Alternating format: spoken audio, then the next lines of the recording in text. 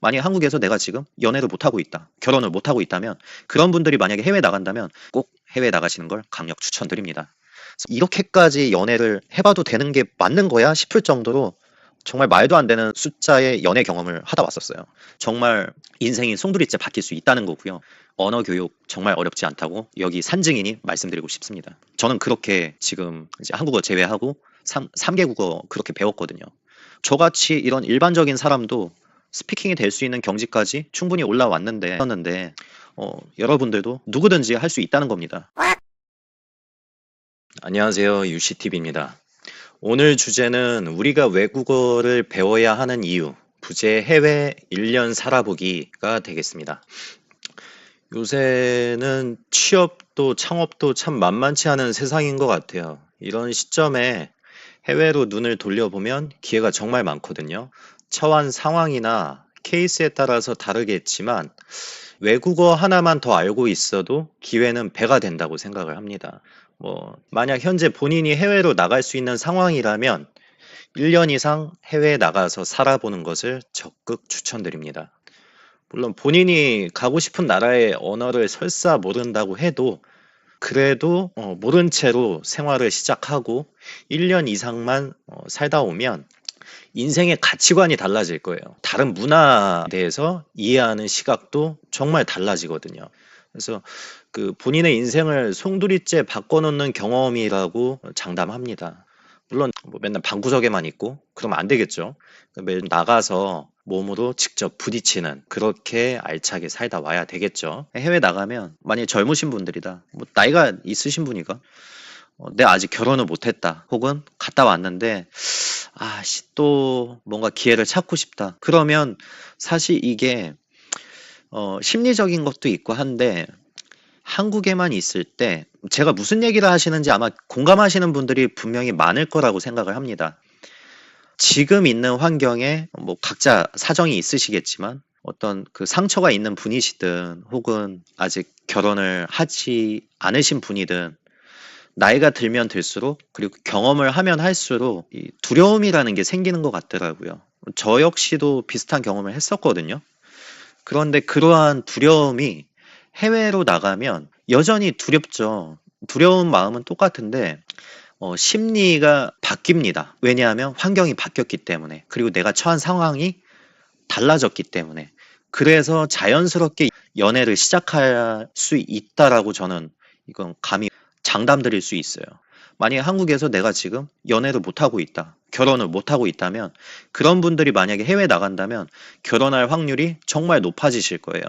물론 나의 배우자나 나의 그 연애 상대가 꼭 현지인일 필요는 없습니다. 같은 한국인을 만날 수도 있고 혹은 제3국가의 연인일 수도 있겠죠. 인연은 모르는 거니까. 그래서 더더욱 지금 현재 싱글이라면 꼭 해외 나가시는 걸 강력 추천드립니다. 사실 솔직히 말씀드리면 저는 비엔남 살 때 연애를 정말 정말 살면서 이렇게까지 연애를 해봐도 되는 게 맞는 거야 싶을 정도로 정말 말도 안 되는 숫자의 연애 경험을 하다 왔었어요. 제가 정말 난잡하게 살았다라는 표현이 아닙니다. 어, 정말 정말 많은 데이트 만남을 하다 왔거든요. 그러면서 생각이 드는 게, 내가 만약에 한국에만 있었다면 이런 경험도 없었을 텐데, 그리고 이런 다양한 사람들을 만나보고 다양한 경험을 절대 하지 못했을 거다. 어떤 사고 방식이 어, 정말 이렇게 달라지진 않았을 것 같다. 라는 생각을 많이 합니다. 그런 경험들이 다 저는 해외 생활을 하다 와서라고 믿고 있어요. 저 미국 친구들 중에 한 명은 저한테 술 마시면 그냥 있는 그대로 표현을 할게요. 이 미국 친구 같은 경우에는 한국 사람들을 별로 안 좋아하더라고요. 참고로 앞전에 설명드렸던 그 미국 친구입니다. 같이 술 마실 때마다 제가 막 욕하거든요. 얘한테 야 이 미친놈아, 너는 한국을 그렇게 싫어하면서 왜 아직도 한국에 살고 있어? 이렇게 욕을 하는데 이 사람의 얘기는 그건 거예요. 이렇게 자기가 오랫동안 한국에 살았음에도 불구하고 한국인들의 사고 방식을, 이 문화를 이해를 하면서 이해가 안 된다는 얘기예요. 그러니까 그 머리로는 이해를 하는데 가슴으로 받아들일 수가 없다는 소리예요. 그러면서 항상 뒤에 덧붙여서 제 칭찬을 하는 건데 이제 뭐 그냥 대충 들으세요. 너는 다른 것 같다. 네가 잘나서가 아니라 너는 일반적인 한국인 같지가 않아 라고 항상 얘는 얘기를 해요. 그래서 야 일반적인 한국인이 뭔데? 라고 물어보면 한국인이 가진 그 특유의 그 동양적인 사고방식이 있대요. 이 동양인들이 갖는 사고방식. 이제, 서양 애들 같은 경우에는 개인주의가 좀 크단 말이에요. 근데 이제 한국 같은 경우에는 뭐 별의별 얘기가 다 있어요. 뭐 한국인들은 뭐 법을 엄청 잘 지키네 하면서 또 안 지킨다. 그게 뭔 개소리야 하실 수만은 없는 게 다들 이해하실 겁니다. 그래서 참 미치겠다라고 표현을 하기도 하고 뭐 할 말들은 참 많은데 그래서 제가 뭐 똑똑해서 혹은 잘나서 이렇게 바뀌었다고 생각하지는 않습니다. 그거보다는 다른 언어를 공부를 시작을 하면서 언어 공부를 하게 되면 자연스럽게 그 나라 문화도 익히게 되거든요. 내가 평소에 알고 있던, 갖고 있던 한국의 문화의 사고방식이 더해져서 다른 문화까지 머릿속에 입력이 되니까 그 안에서 이게 믹스가 되면서 사고방식이 바뀐 것 같아요. 그게 정말 언어를 꼭 배우기 위해서도 필요한 부분이다. 라고 말씀드리고 싶습니다. 이제 외국 생활이라는 게 예전에 좀 유행했던 것 중에 한 달 살아보기 뭐 이런 거 있는데 한 달은 정말 큰 의미가 없다고 생각하고요. 최소 1년 이렇게 해서 그 나라의 사고방식이나 다른 문화에 대해서도 이해할 수 있고 이렇게 해서 이제 원어민 수준까지는 아니어도 이제 현지에서 프리토킹 수준까지만 되는 외국어가 한계가 보유되면 그러면 나중에 내가 무슨 일을 한다고 했을 때 그 스펙트럼이 진짜 넓어질 거예요. 뭐 직업이 개발자, 뭐 데이터 분석이 됐든, 뭐 제조업이 됐든, 생산 관리가 됐든, 생산 개발이 됐든, 뭐 개발자든, 뭐 뷰티 산업 쪽이 됐든, 심지어 회계사, 변호사, 뭐건 간에 중요하지 않다고 생각합니다. 이 어떤 본인이 갖고 있는 기술에 외국어를 더한다라는 개념인 거죠. 저 같은 경우에는 이제 해외에서 13년 정도 살다가 귀국을 했거든요. 한국어, 뭐 모국어니까 할 수 있고, 영어 같은 경우에는 프리토킹은 당연히 되고, 물론, 너 발음이 왜 그러냐, 이렇게 보시는 분들, 이제 정말 영어 공부를 제대로 하신 분들한테는 당연히 못 미치겠지만, 이제 영어를 갖고 비즈니스를 하라고 하면은, 저는 또 하다 왔고 할 수 있는 수준은 되거든요. 예. 영어 공부 같은 경우에는 미드로 했던 것 같아요. 물론 그 전에 이제 중고등학교 다니고 하면서 배운 영어가 있긴 했지만, 솔직히 그때 배운 영어로는 제가 20살 때 토익을 한번 본 적이 있었는데 600점도 안 나왔던 것 같아요. 그러다가 이제 어느 날인가 미드를 보기 시작했는데 그때는 사실 이제 공부하려고 보기 시작한 건 아니었어요. 그냥 재밌어서 봤는데 그때 봤던 게 오피스라는 미드였거든요. 이게 시즌이 8개까지 있었나? 뭐 그랬는데 전체 시즌을 5번 이상은 돌려봤던 것 같아요. 처음에는 좋아하니까 재밌으니까 전체 시즌 통으로 싹 다 보고 그러고 나서 또 다른 미드들 보다가 다른 건 또 별로 재미가 없더라고요. 그래서 한 달쯤 지났나? 오피스를 또 다시 돌려봤어요. 재밌으니까. 그러니까 저도 좀 약간 똘끼가 좀 있는 거죠. 좋아하는 것만 또 다시 보게 되더라. 이게 나이가 들수록 더 심해지는 것 같아요.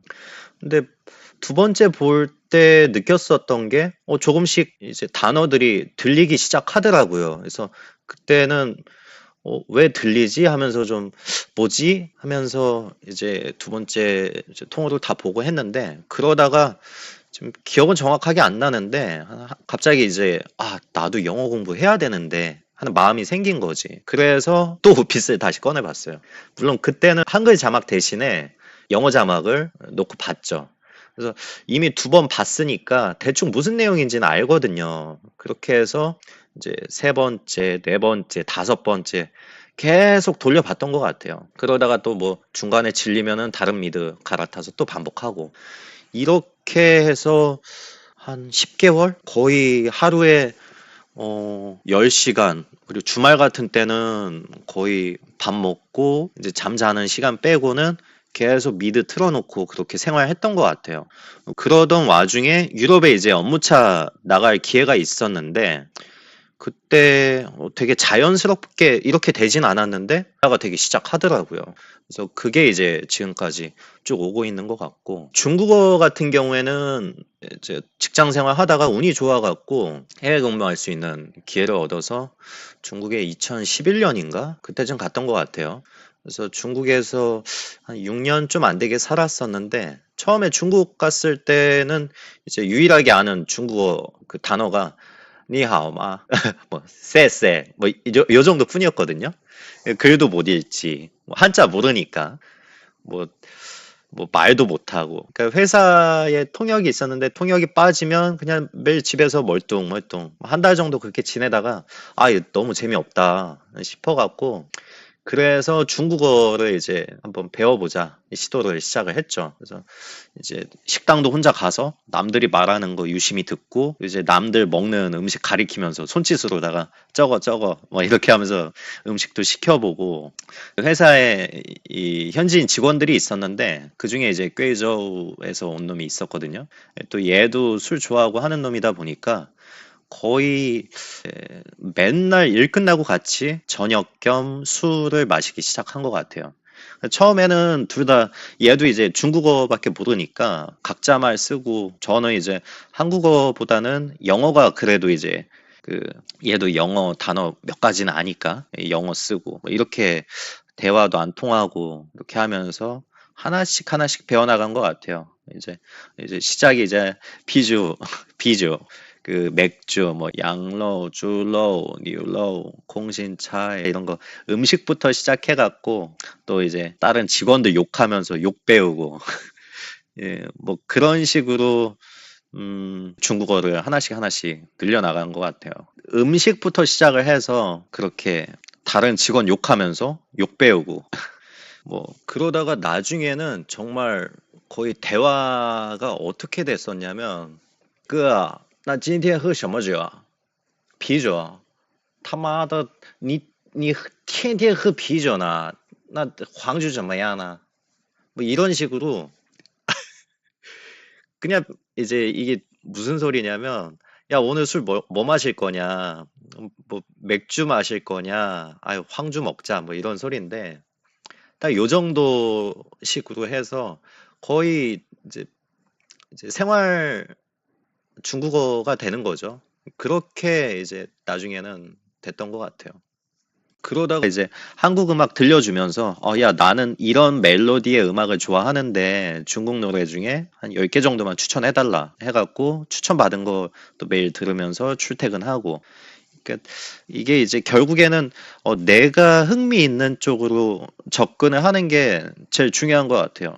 집에 가서는 이제 무협 영화 좋아하다 보니까 예, 중국 드라마 중에서 무역 관련된 사조영웅전, 의천도룡기 중국 드라마로 얘네 만들어 놓은 거 되게 많거든요. 그래서 그거 중국 자막 켜놓고 계속 듣고 이제 자막 보고 또 웨이신 쓰면서 병음 또 익히고 한자가 어떻게 생겼나 다시 보고 그런 식으로 중국어를 배웠던 것 같아요. 그래서 제일 제 중국어가 많이 올라갔을 때는 한자를 그래도 한 2000자 조금 안 되게 한 1600자? 1800자? 그 사이 정도는 제가 알았던 것 같아요.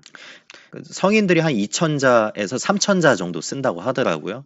근데 제가 한 그거보다 좀 떨어지는 수준이었으니까 그래도 한 중고등학생 수준은 됐다. 예. 뭐 지금이야 다 까먹어서 800자는 알려나 모르겠네요. 그래서 그렇게 좀 생활하다가 이제 또 업무차 베트남으로 넘어갔는데 여기도 이제 회사 때문이었거든요. 베트남어는 진짜 하나도 모른 채 갔죠. 이제 그 베트남 인사말이 신짜오인데 그것도 몰랐었어요. 그래서 베트남에 이제 베트남 하니까 좀 그런데 사실 비엔남이거든요. 비엔남에서는 이제 과외로 공부를 첫 시작을 했었습니다. 마침 한국어하고 베트남어를 서로 가르쳐 주자 하는 현지인이 있길래 거의 매일 그 친구 만나서 언어 교환하는 식으로 기초를 배웠죠. 인사말부터 해서 음식 주문하는 것들 그런 거부터 이제 배워 나갔던 것 같아요. 그러면서 혼자 있을 때는 시장을 가든 아니면 뭐 노트북 들고 커피숍 가거나 뭐 업무 보던가 뭐 아니면 뭐 영상 같은 거 보던가 하면서 주변에서 현지인들이 대화하는 거 계속 들으려고 노력을 한 거죠. 사실은 어, 주 목적은 거기서 업무를 보는 것보다는 현지인들 만나려고 많이 갔었어요. 꼭 노트북 들고 나가서 커피숍에 죽 치고 앉아 있으면 현지인들이 꼭 말을 걸어줬어요. 그런 베트남 사람들이 진짜 많았어요. 딱 봐도 뭐 옷차림이나 이런 게 외국인처럼 보이니까 또 노트북 화면 보니까 한국어 보이지 하니까 먼저 말 걸어주고 했던 것 같아요. 이게 이제 이 뒷 배경을 알아야 되는데 한류 때문도 있고 이제 삼성도 컸고 하다 보니까 베트남이 이제 한국에 되게 친화적이거든요. 그래서 정말 이 스피킹 연습이 자연스럽게 되었던 것 같아요. 뭐 일할 때도 처음에는 뭐 현지 직원들하고 100% 영어로만 대화하고 뭐 했었는데 이것도 좀 지내보니까 너무 재미없어서 이제 조금씩 늘려나갔죠. 야, 점심 시간만이라도 우리 앞으로는 비엔남어로 대화를 하자. 우리 노이즈앤 띵비에띠 띵비엣이 이제 베트남어거든요. 그걸 사용을 하자고 하면서 그렇게 계속해서 사용하려고 이제 했던 것 같아요. 그러면서 실전 연습하고 이제 SNS도 꾸준히 했거든요. 그러면서 읽는 연습, 이제 라이팅하고 리딩 됐던 것 같아요. 그래서 지금은 이제 모르는 비엔남 사람한테 처음에 이제 SNS로 메시지 보내면 의심하는 경우도 있어요. 야, 너 한국인 아니지? 왜 네가 왜 네가 이런 채팅 용어를 아냐고. 그래서 이거는 진짜 3년, 4년 채팅하면은 자연스럽게 이제 그 우리가 흔히 표현하면 이제 채팅체인 거죠. 채팅체 자연스럽게 이제 되는 거죠. 예. 언어라는 게 안 쓰면 잊혀지더라고요. 뭐 간혹 기억이 뒤늦게 날 때도 있고 공부하면 또 외워지는 것도 있고 하는데 이게 언어는 외우는 게 아니다. 계속해서 쓰면서 내 몸에, 머리에, 귀에, 입에 익히는 거다라고 느끼거든요. 이런 말들이 그러니까 언어 정말 정통으로 배우시고 능통하신 분들께는 뭐 대도 않는다고 들리실 수도 있겠지만 이제 그분들 보시라고 이 영상을 만드는 건 아닙니다. 그래서 뭐 이건 어디까지나 뭐 각자 사정이 있잖아요. 뒤늦게 혹은 현지에서 갑자기 부딪혀야 되거나 어, 이제 해외 나가서 생활을 해야 된다거나 혹은 제가 지금 제안 드리는 것처럼 해외 나가서 1년 살기에 대한 설명의 연장선으로 좀 드리는 말씀이라고 다시 한번 말씀드리고 싶네요. 그래서 그렇게 시작한 외국어 하나로 인생은 정말 달라진다고 저는 믿습니다. 지금 본인이 어떤 특정한 기술을 갖고 있다고 하면 거기에 언어 하나만, 정말 하나만 더 하셔도 기회는 10배, 100배 충분히 더 가질 수 있다고 저는 생각하거든요. 언어라는 게 완벽할 필요는 전혀 없다고 생각해요. 조금만 용기를 내서 실행하고 그리고 노력하는 자세에만 있으면 언어는 전혀 내가 두려워할 그러한 영역이 아니다라고 생각합니다. 지금도 저 같은 경우에는 영어 같은 경우에는 이제 이제 미국 친구들 있어서 걔네하고 가끔 뭐 통화하거나 하면서 쓰는 게 다고 이제 그러다 보니까 예전에 쓰던 단어들에서 확 쪼그라들어서 이제 쓸 수 있는 표현들이 많이 줄어든 거죠. 지금은 영어 사용을 거의 안 하고 있다 보니까 그렇게 되는 것 같고 중국어도 마찬가지고 결국에 언어는 얼마만큼 내가 계속해서 쓰냐 연습 내지 계속 사용하는 거에 달려 있다고 생각하거든요. 계속 사용을 해야 돼요. 그렇지 않으면 예전에 익혔던 예전에 배웠던 것들이 머릿속에서 조금씩 지워지는 거죠.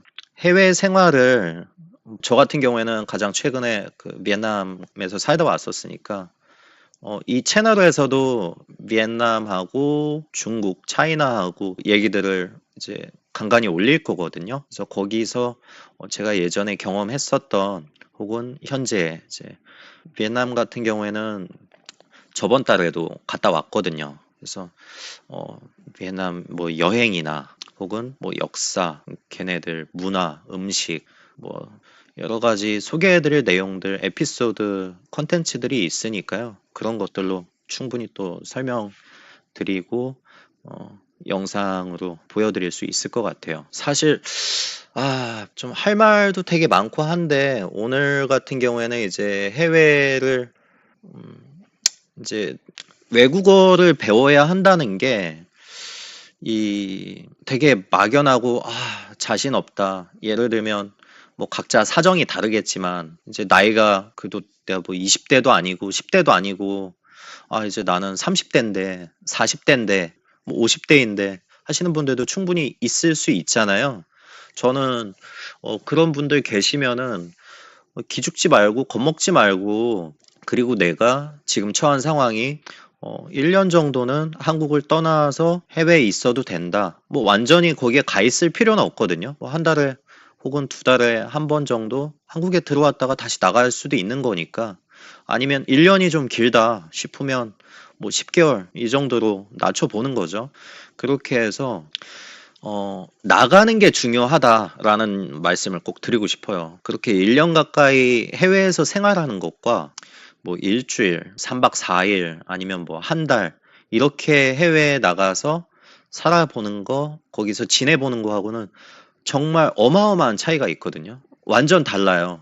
보는 시각도 달라지고, 보는 그림 자체가 풍경이 그 나라의 모습이 달리 보이기 시작합니다. 그리고 예전에 여행 갔을 때 보이지 않았던, 생각하지 못했던, 혹은 먹지 못했던 것들도 먹을 수 있게 되고, 경험하지 못하는 것들을 이렇게 1년 생활을 해보면 경험을 할 수 있다는 겁니다. 근데 그러한 경험은 만약 평생을 한국에서만 있는다면 절대 경험을 못하는 부분들이거든요. 그리고 만약에 그래도 나는 1년에 두 번, 세 번 해외여행 다닌다. 그렇게 평생을 나는 해외여행을 다녀왔다. 하면서 가는 해외여행에서 겪는 경험과 제가 지금 말씀드리는 이제 1년 이렇게 생활하는 경험은 아예 그 경험이 다르다는 거죠. 어떤 경험이 맞다 혹은 옳다, 그르다라는 표현을 드리는 게 아니고 아예 다른 경험을 할 수 있다는 거예요. 그런데 그 경험으로 인해서 정말 인생이 송두리째 바뀔 수 있다는 거고요. 그리고 이제 또 장점이 그렇게 해외에 1년 살기 하면은 그 나라 언어를 배우는데 정말 빠르게 습득이 가능하다는 거예요. 왜냐하면 언어 같은 경우에는 계속해서 그 환경에 놓여 있어야 되거든요. 내가 그 언어의 환경에 놓여 있어야 된다는 거예요. 근데 한국에만 있고 한국어로만 계속 사용을 하다가 예를 들면 영어 공부를 한다고 가정할게요. 이제 뭐 영어 공부가 요새는 뭐 AI가 뭐 가르쳐 주는 것도 있고 뭐 여러 가지 있을 거 아니에요. 근데 그렇게 하루에 1시간 내지 30분 그 영어 환경에 있는 것과 제가 지금 설명드린 24시간을 1년 내내 그 환경에 있는 것과는 말이 안 되는 차이가 나겠죠. 그래서 해외 나가야 된다. 끝으로 이 언어를 배운다는 거는 이제 꼭 완벽하게 할 필요 없고 발음 똑바로 할 필요 없거든요. 뭐 네이티브 스피킹 필요 없거든요. 제가 아무리 그 어글리 잉글리시 되게 발음 안 좋게, 지금은 발음이 정말 많이 망가지긴 했는데 지금은 완전히 그게 다 무너지고 해서 스스로도 혀가 마비가 됐나 뭐 이런 생각도 많이 하긴 하는데 발음이 너무 완벽할 필요는 없다는 겁니다. 완벽하지 않아도 이제 상대방은 다 이해해요. 그리고 이제 문맥이라는 게 있잖아요. 그렇기 때문에 이해를 합니다. 얘가 무슨 말을 하려고 하나 집중을 하거든요. 완벽할 필요 없다. 단지 용기 한 스푼 필요하다. 말할 수 있는 용기를 내서 또박또박 혹은 우물우물이라 할지라도 그렇게 용기 내서 말을 하는 것.